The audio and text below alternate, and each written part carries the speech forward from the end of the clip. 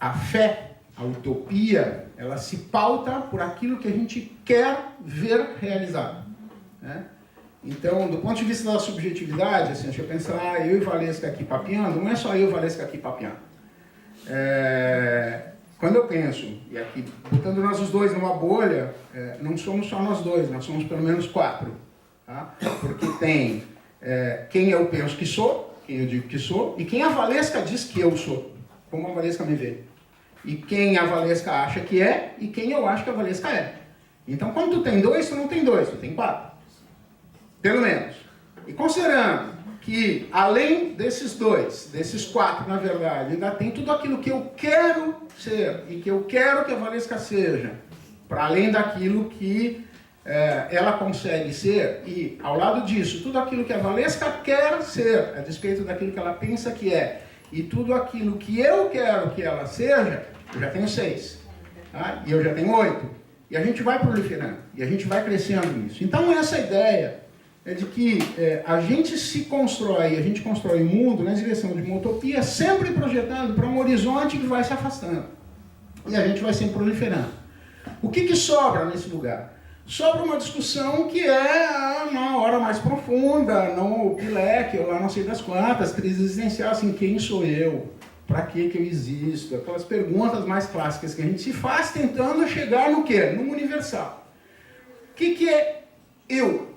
O que é esse eu ao qual eu me refiro quando eu penso em mim, quando o outro me olha? É um universal vazio, é uma palavra vazia que vai ser preenchida com alguma dessas particularidades. Ou uma particularidade provinda de uma representação que eu faço de mim mesmo. Ou por uma particularidade que é aquilo que o outro diz que eu sou, tu é um canalha, porque então não sei quem, então o Tchungun, ele está preenchendo aquele eu, que é um espaço vazio ali, com essas particularidades, e assim por diante. Então, isso que acontece no âmbito mais particular, mais singular, subjetivo, cotidiano, ele também está acontecendo o tempo inteiro dentro da sociedade, quando a gente pensa nesse modelo de, então, eu luto pela paz. Que paz, cara pálida? Paz para quem? Certamente, o teu conceito de paz implica um inferno na vida de medos de pessoas, não tem dúvida. Não tem dúvida, não tem como a gente trabalhar com isso e se iludir com a ideia de que a gente vai conseguir chegar numa categoria que seja plena. Não funciona, isso não tem escolha. Então, por conta disso, pensar na democracia nos leva na direção dessa armadilha, né? E de ter que olhar de frente para essa condição de armadilha que é, como é que a gente escapa? Será que tem escapatória? Será que tem alguma fresta? Bom, qualquer projeto social, ele está pautado por uma ideia de emancipação, certo? Qualquer um, aqui nós vamos nos juntar para começar a conversar assim, vamos fazer um movimento, então, gays e lésbicas, pelotenses, em defesa do patrimônio da cidade, ou o pessoal que, então, vamos defender os cachorrinhos e fazer caminhas para eles que estão passando frio agora, não sei o quê. Não importa em torno de que pauta a gente se organize, todo movimento, todo projeto coletivo vai se organizar na direção de um projeto de emancipação de uma certa ordem que está estabelecida com a qual a gente não concorda. Ou a gente quer acabar com o frio dos cachorrinhos de rua, que então, pobrezinhos, na geada, estão lá e tal. Então a gente quer romper com essa sociedade perversa que abandona os seus cachorros e tal. Então por isso a gente vai construir caminhas, botar não sei o que quer que seja. Ou a gente vai lutar contra a prefeitura, sei lá, como está colocado, e tentar pensar, enfim. Qualquer projeto coletivo social está passado pela emancipação de alguma ordem que contingencialmente está funcionando aí como universal. Quando a gente define um projeto de resistência, um projeto coletivo, ele opera como uma ação de resistência contra alguma coisa que está estabelecida. E essa coisa que está estabelecida, ele funciona como sendo um universal. É o projeto hegemônico. Estou chamando de universal tudo aquilo que se estabelece hegemonicamente, que está ocupando a posição hegemônica durante um certo tempo, uma certa condição. Então, um projeto coletivo vai tentar fazer com que a gente se livre, né, se liberte desse projeto. A suposta liberdade pela qual a gente luta é uma condição ambígua, porque ela representa a vitória de um movimento também particular, que só está lutando e está do lado de cá porque ele está excluído desse projeto hegemônico. Mas o que se pretende como condição de vitória, de conquista, é derrubar, quebrar essa lógica de hegemonia que colocou esse grupo, esse projeto, esse modelo, esse postulado lá em cima e substituí-lo por outro. A ideia do movimento social não é simplesmente derrubar o projeto que está lá. É colocar um outro no lugar. Não tem como pensar em só tirar quem está lá e deixar assim, bora, vamos ver o que acontece. Não, é tirar o que está lá e colocar algum outro lugar. Então, portanto, assim, a ideia de emancipação, se emancipar significa deixar de estar submetido a uma certa ordem social que se estabeleceu pela ascensão de um certo modelo que num momento foi particular, mas que agora, pela operação política e pelas disputas locais, ele alcançou um status, ele alcança um status de universalidade, porque ele ocupa um lugar, uma posição hegemônica. Se a gente é sujeito porque ocupa a posição, isso que eu estava dizendo, nessa nossa relação, assim, a minha posição ante a Valesca, a posição da Valesca diante de mim, isso é que nos diferencia, essa diferenciação nos coloca numa posição de sujeição e de sujeito frente ao outro, né? Ao lidar com essas posições, e são posições sempre particulares, a gente não consegue conciliar plenamente aquilo que eu penso de mim, aquilo que eu quero para mim, com aquilo que a Valesca pensa de mim e aquilo que ela quer para mim, esses quatro de mim, não são facilmente conciliáveis. Então, portanto, qualquer posição de sujeito é uma posição de disputa. Em se tratando de sujeitos coletivos, mais ainda. Então, essas posições são sempre particularidades em um campo de permanente movimento de disputas em que um se diferencia dos outros em virtude da particularidade das suas demandas. Qual é a demanda que a gente tem?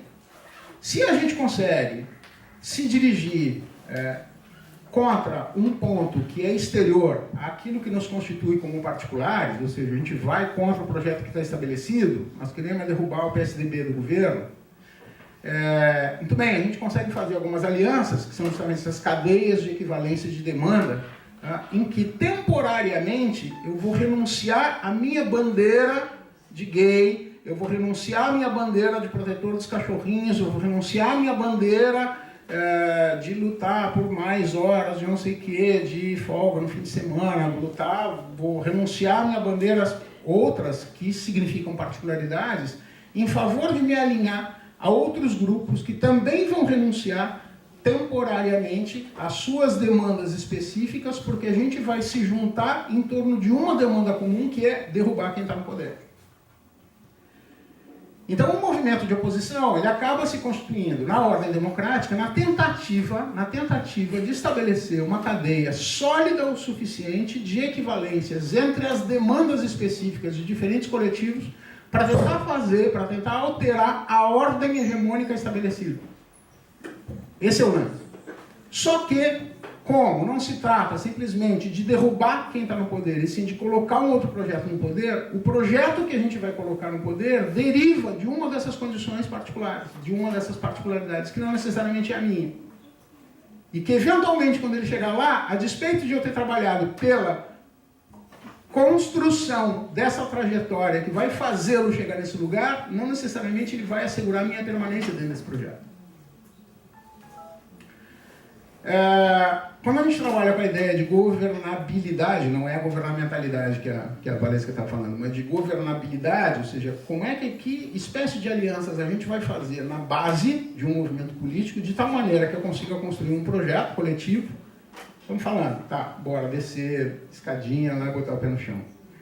Nós estamos falando na unidade das esquerdas, tá, no Brasil. Tá? Então vamos pensar a unidade de esquerda. A gente já viveu isso alguns anos atrás. Tá? Aliás, um ano e pouco atrás, lá na ZUFPEL, eu falava um pouco sobre essas questões, exatamente, numa mesa junto com os guris, com o Roger e tal. Eu trazia isso e não me furto de trazer de novo. Quem já ouviu, vai ouvir de novo. Quando a gente pensa na unidade das esquerdas, isso não significa que, então, o PCdoB, o PSB, o PT, o PSOL, pensam a mesma coisa e têm o mesmo projeto. Cada um desses grupos representa uma particularidade. Ele tem demandas que lhe são específicas. Mas que, nesse momento, dada a conjuntura política do país, esses grupos vão renunciar temporariamente a algumas demandas que são específicas em favor de aderir a uma cadeia de equivalências de demandas na direção da derrubada desse poder constituído que está ali estabelecido hegemonicamente. Tá. Mas, para que essa cadeia de equivalência se constitua, eu preciso ter não apenas um objeto contra o qual eu luto, eu preciso ter um objeto de fundamento, que estruture isso como uma forma de construção dessa cadeia de equivalência. Então, portanto, eu preciso construir um projeto aqui na base. Qual? Somo e vejo, divido por 4, somo... Não, não tem qual. A coisa mais óbvia nessa discussão é quem vai para a cabeça de chapa? Vai Boulos, vai Manuela? Quem vai para a cabeça de chapa? Chegamos à conclusão, consenso e não sei das quantas, ok, beleza, eu renuncio, tá, vai a Valesca, então ok, vai a Valesca de cabeça de chapa, ou vai predominando na hora da gente montar a plataforma, de montar o programa, tá? Toda a disputa programática, defesa de teses no partido, que a gente vai não sei o que, leva na convenção, tudo que a gente costuma fazer, beleza, a gente monta o projeto e encaminha isso. Essa plataforma, esse conjunto de ideias, ele deriva de particularidades, mas ele entra num campo de disputa por uma condição hegemônica a ponto de, num dado momento, passado o processo eleitoral, beleza, a gente consegue ganhar e emplaca, é esse conjunto de particularidades que saíram de um determinado lugar que ocupa agora essa posição hegemônica. Cumprida a tarefa definida por aquela cadeia de equivalências estabelecida entre diferentes grupos que constituíam diferentes particularidades, resolvido o assunto. A cadeia de equivalências deixa de ter necessidade de continuar existindo. Voltam os coletivos, voltam os grupos, voltam as particularidades a trabalhar em defesa das suas pautas, das suas demandas específicas. Bueno, e agora? Haverá lugar para essas demandas específicas ainda agora que esse novo projeto vai e se estabelece? Não necessariamente. Só que só um pouquinho, mas não foi democrática, foi uma escolha democrática. Vocês é que botaram o Temer lá em cima. Estamos cheios, com a cabeça cheia desse negócio. Sim, fomos nós que botamos o Temer lá em cima, sim. Porque votamos uma chapa numa condição composta, assim como a gente botou José Alencar, num outro momento, com Lula lá em cima. A questão é, quando a gente vai e constrói isso, a gente está correndo o risco, justamente, do projeto que se estabelece como uma condição particular de se desfazer, desfeita essa cadeia de equivalências que tornou possível que uma certa particularidade tenha ascendido, tenha chegado a esse lugar de universal, desfeita essa cadeia, nada mais nos segura. E, portanto, se inaugura uma outra ordem. Qual é a bronca nessa discussão e aquilo que a gente acaba pensando? O sentido da sociedade democrática não está em construir um Estado democrático, um governo democrático que se coloca naquela condição legitimamente porque terá sido escolhido por um coletivo, por uma maioria. Aquilo que caracteriza e que constitui a democracia é a precariedade, é o entendimento da precariedade, da provisoriedade desses arranjos. O que faz da nossa sociedade ser uma sociedade democrática? Qual é o barato de ela ser uma sociedade democrática? A gente saber que daqui a 4 anos a gente pode colocar tudo isso em discussão de novo. Entender que um universal ele é sempre provisório. A gente precisa ter clareza de que um universal ele é provisório. Qual é o grande equívoco que a gente está tendo hoje dentro da sociedade brasileira? Virou uma meleca nisso. A arbitrariedade e a loucura do nosso judiciário. Um achado dessa semana de um desenho do Moro dizendo l'état c'est moi, o Estado sou eu. Ele fazendo exatamente aquela coisa clássica lá do totalitarismo, dizendo, só um pouquinho, não tem mais Estado, desapareceu esse negócio, então que fim isso leva? A gente está perdendo a possibilidade de pensar que quem ocupa essa posição deriva ou vem de uma posição particular que se estabelece ali como uma construção hegemônica, precária, provisória, frágil, podendo ser derrubada por outra ordem em um outro determinado momento. Essa é a ideia que a gente tem que construir, teria que construir. Isso nos coloca numa posição frágil, porque assim como a gente tem a possibilidade de ascender, qualquer um tem a possibilidade de ascender.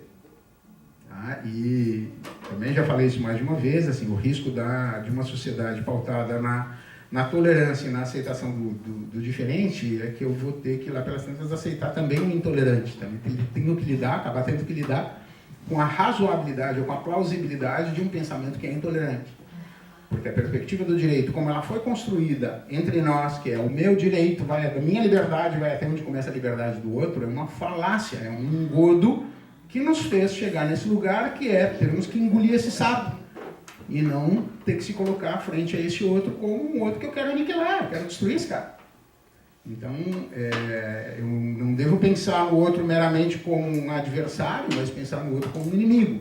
E aí, se é um inimigo, eu quero poder aniquilar, como ele quer fazer comigo, de fato.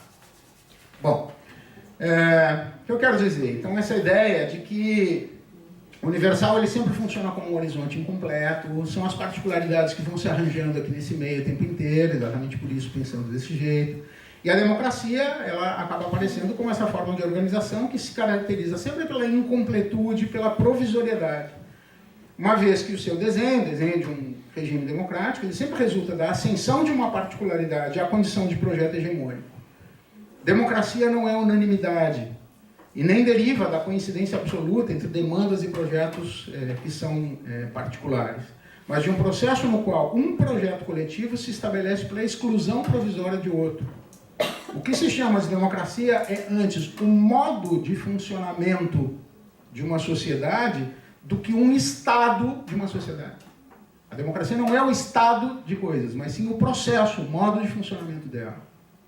Então, uma sociedade democrática se caracteriza pela permanente negociação de posições sempre particulares, em contínuos arranjos de equivalências entre suas demandas e não por uma situação estável ou permanente de bem-estar. A minoria, ou melhor dizendo, a maioria, seja a maioria numérica, tá? Porque então mais de 50%, seja a maioria ideológica, porque é aquela que detém a força, por exemplo, e cai em cima e tal, ela está sempre em posição de excluir e segregar a minoria.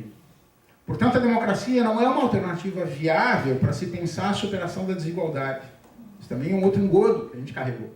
Então, o regime democrático é aquele que supera, que nos leva a uma sociedade onde seremos felizes para sempre. Não tem essa.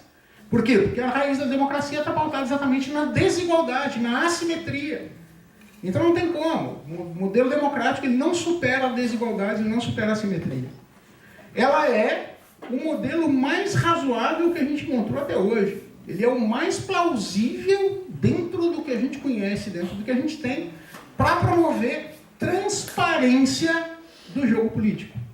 O que a democracia nos proporciona é transparência do jogo, do modo como esses arranjos vão ser feitos, esses acordos, as alianças e tal. Isso vai deixar que a gente enxergue a coisa se construindo.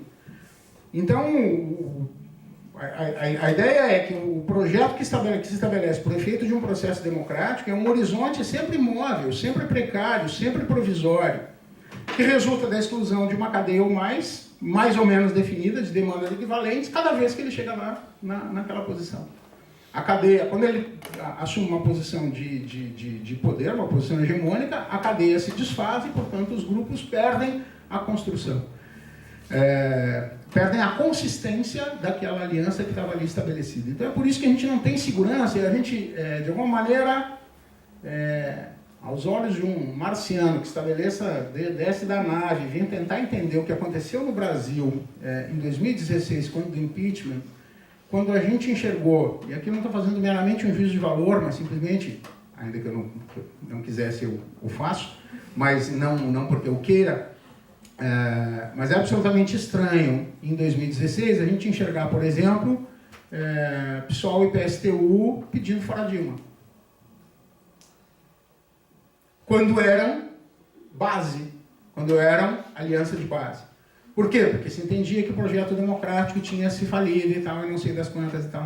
Então isso é evidência de uma cadeia de equivalências que se desfaz, perde a consistência, e ao perder a consistência, ela abre uma brecha para a ascensão de um outro grupo que está formando outra cadeia de equivalência do lado. E que também está disputando espaço hegemônico, que é quem acaba ascendendo e tomando conta disso. Então, o golpe que acontece em 2016 coloca no lugar uma outra equipe de governo, uma outra constituição, que a gente está tentando tirar do lugar e está louco correndo atrás disso e tentando o tempo inteiro.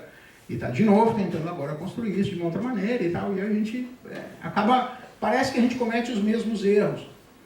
Mas não se trata de erro cometido, se trata talvez de considerar de menos a potência desses arranjos e dessas alianças. Tá? E a gente não considera a fragilidade delas e a precariedade delas. A gente faz uma aliança e acha que ela vai durar para sempre. Não existe para sempre. Não existe para sempre. Esse é um dos equívocos que a gente tem. Se a gente é finito e imperfeito, que raios a gente quer fazer as coisas para todos, para sempre? Não tem como. Bom, então, portanto, assim, a democracia ela representa um estado de desequilíbrio insolúvel, em que a assimetria entre os projetos coletivos e projetos individuais, entre universais e particulares, resulta em permanente disputa, em que diferentes grupos competem entre si para temporariamente dar ao seu particularismo uma função de representação universal. Uma pluralidade de lutas separadas, numa dada contingência, se sobredetermina e tenta se colocar e se lançar para essa condição do que vai ser o projeto coletivo, que vai reger a sociedade, enfim. E o sujeito e a subjetividade, onde é que a gente chega com isso? Michel Foucault ele escreveu um negócio lá nos anos 60, e depois ele passou o resto dos anos, quase 20 anos, tentando se explicar e tentando se defender. E nunca deu certo, não deu certo. Ele morreu em 84, escrevendo, dando entrevista em 84, dizendo, não foi isso que eu disse. A tal da morte do sujeito, a tal do... ele escreve isso no fim das Palavras das Coisas, especialmente, dizendo que o sujeito está morto, só como um rosto na areia, aqui então, vem do mar, tá? Dizendo que o sujeito não existe, porque ele vai mostrar a falência ou a impossibilidade das ciências humanas, é isso que ele tenta fazer. E na verdade, assim, o que ele tenta nos dizer o tempo inteiro? De alguma maneira a gente vai olhando os argumentos dele. Não é que o sujeito está morto, é que na verdade, isso a que se chama de sujeito, essa coisa com S maiúsculo, é um universal, ele opera como um universal, ele é uma palavra vazia que só vai ter significado, tá? Ele só tem significado quando alguma particularidade adentra dentro dessa palavra, dentro desse campo, e a preenche. Só que, em função do projeto de modernidade, a gente, quando rompe, então, com aquele estado religioso, com todo aquele modelão de sociedade clássica lá de trás, e a gente entra nessa condição humana, o homem como medida de todas as coisas, e o sujeito ascendendo aí uma posição de universal, a gente precisou dessa coisa como um fundamento. Então, sujeito com S maiúsculo acaba sendo esse horizonte, esse universal que tem funcionado ao longo dos séculos como algo que serve de fundamento, algo que serve de essência, uma totalidade para nos regular. Porque a gente tem que trabalhar na perspectiva disso e tal. E ele já tentou mostrar, olha, existe uma ambiguidade entre o sujeito e ao mesmo tempo sujeito, porque ele é ativo, ele age sobre as coisas, mas ele também é sujeitado, ele também é submetido a algo. Isso também é uma condição de subjetividade. Por quê? Porque, como eu estava dizendo, eu não sou só eu. Quando eu falo com a Valesca, eu sou o que eu penso que eu sou, e eu também sou o que ela diz que eu sou. O que ela faz eu ser. Então, portanto, aquilo que me constitui nesse modelinho primário, que é aquilo que eu digo que eu sou, como eu penso que sou, e aquilo que ela diz que eu sou e que ela pensa que eu sou, me coloca numa posição como sujeito com essa dupla face. Uma condição subjetiva de posição, de atividade, que é aquilo que eu digo e que tento me colocar, mas ao mesmo tempo sujeitado, sujeito pelo olhar dela. Ou seja, eu sou o objeto do olhar dela. Por ser objetificado pelo olhar da Valesca, é que eu me torno sujeito. Eu sou quem eu sou. Vocês estão me olhando e vocês estão me objetificando, vocês estão me escutando. Então, portanto, vocês estão me localizando no tempo e no espaço. E ao me tornar objeto da atenção de vocês, vocês me dão uma condição subjetiva, vocês me atribuem isso. Então, me tornar objeto não é uma depreciação, ao contrário, é isso que me potencializa nesse lugar e que me legitima quando vocês fazem assim, quando sorrio, quando e tal. Isso me devolve, me dá. Neste diálogo de olhares que a gente acaba de estabelecer, se constrói alguma coisa. Então, beleza. Então, o que é o sujeito? Eu estou me subjetivando diferente do que o outro está subjetivando? Não, não estou. Por quê? Porque não existe sujeito. Porque o sujeito é uma construção vazia, uma construção, é um nome, é uma palavra, é um significante vazio que vai ser sempre preenchido por um conteúdo que vai ser atribuído a partir de uma particularidade, que nem projeto social. Que nem que a gente estava falando de governo. Somos e temos sido, não tanto por efeito do fundamento, de uma essência que nos precede, mas pela posição que assumimos ante o outro, ante o mundo e ante nós mesmos. E essa distância que a gente toma de si mesmo, quando a gente se pensa, do outro, quando a gente olha, quando ele nos olha, e do mundo, que não é uma distância espacial ou temporal, ela é uma distância relacional. Ela não é uma distância que pode ser transposta e ser superada e tal. Mas ela é a condição de possibilidade da gente vir a ser o que a gente pode, ou o que a gente consegue, ou o que a gente quer ser. A gente é muito mais constituído pelo olhar do outro e pelo que o outro diz do que por aquilo que a gente diz sobre si mesmo. Por mais que eu tente para dizer que eu sou uma boa pessoa, né, é o olhar de vocês que vai me constituir, vai me atribuir essa condição ou não. E não importa o que eu diga sobre mim. Eu preciso, mesmo que eu consiga dizer, eu vou precisar dizer com a intenção de modificar o olhar de vocês sobre mim, porque só quando o olhar de vocês sobre mim me constituir como uma boa pessoa é que eu, de fato, me alojo ou vou ser aproximado dessa condição de ser considerado uma boa pessoa. Então, aquilo que me constitui não é o que eu digo ou o que eu faço de mim, mas sim o que eu consigo fazer com que o outro faça comigo. Então, antes eu preciso agir sobre vocês para fazer com que vocês, ao agir sobre mim, me produzam na direção daquilo que eu quero chegar. Então, portanto, além daquilo que eu penso que sou e daquilo que vocês pensam que eu sou, tem algo que eu quero ser. Então, e tem algo que eu quero que vocês sejam. Porque eu quero que vocês sejam de alguma maneira que interfira sobre mim e me constitua de outra forma que não como eu estou me constituindo. Maionese, de novo, tá? Eu disse que sempre tem esse vai e vem, tem sempre esse que vai, assim, vai. Mas é falar dessas particularidades, é falar desse jogo de espelho. É um jogo de espelho que vai nos jogando ao infinito. E quando a gente tem uma plateia desse tamanho, a quantidade de eus para lá e para cá é um negócio gigantesco. E o que são? São particularidades. O que eu sou? Eu sou a soma de todos os marcos construídos aqui na sala? Não. Não tem como. Eu sou aquilo que eu consigo ser em função daquilo que é atribuído a mim em cada relação que eu estabeleço em cada momento. E, eventualmente pode haver consenso entre vocês a meu respeito. Mas isso vai ser provisório. Alguém vai dizer, não, mas não é bem assim. Não, mas tá. Pronto, rompeu o consenso e aí já tem um outro sendo criado, um outro de mim que se constitui e está aí. Ok, existe um corpo encarnado, alguém que come, bebe, dorme, vive e tal, mas isso não é uma identidade. Aquilo que me identifica, aquilo que funciona como uma identidade ou algo pleno, é um universal vazio, é mais um significante vazio. Quando a gente toma em análise, então, pensando assim, da coisa subjetiva, eu vou tentar chegar um pouquinho mais perto da questão do Estado. De novo, falar na tensão que se estabelece entre Estado e sociedade civil, por exemplo. A disputa hoje que a gente tem do ponto de vista político está indo na direção de a gente contrapor o Estado e a sociedade civil. A gente tem que fazer com que a sociedade civil se empenhe. A gente já fez horrores na nossa história de brasileiro. Quem não cozinha na primeira fervura já foi fiscal do Sarney, eu sei, já fomos, a gente já fez barbaridade, a gente andou com tablitas na rua, vendo e fazendo conferência de preço no supermercado, a ver se a inflação foi ou não foi. Ela pinta os cabelos, tá? Ela não é assim, não sei o quê. Ela se lembra. Belkis também. Então, enfim, essa ideia de que a sociedade civil precisa se envolver com a coisa pública de tal maneira que a gente consiga interferir na Constituição do Estado, também é um outro engodo. Né? Não há como pensar que haja a possibilidade da gente, ao dar mais espaço para a sociedade civil, a gente vai resolver os problemas de impasse político que a gente tem, porque tem um Estado autoritário.